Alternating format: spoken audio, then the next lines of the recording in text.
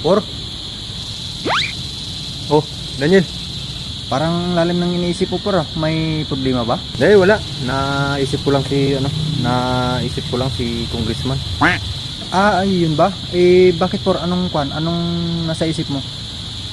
Basta, parang hindi ko gusto yung galaw niya eh. Parang hindi ko gusto yung approach niya. Parang may masamang balak.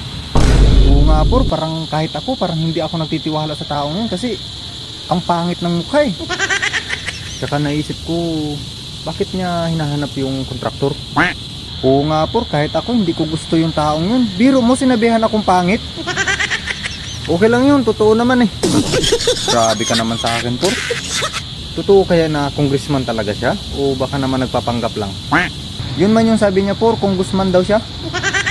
Anong congressman? Congressman? Kung Guzman. Visit. Sabihin mo kung Grace Man Congressman? Kung Guzman. Matatandaan mo pa ba yung tao na yon? Ay hupor, pag nakita ko yun ulit hindi ko yun makakalimutan. Natatandaan ko yung mukha na yun, yung ilong yun na malaki yung butas ng ilong nun. Kapag nakita mo siya ulit, huwag mo sabihin na ako yung kontraktor ha, na ako yung foreman tapos ako yung kontraktor dito ha. Parang may binabalak siyang hindi maganda eh.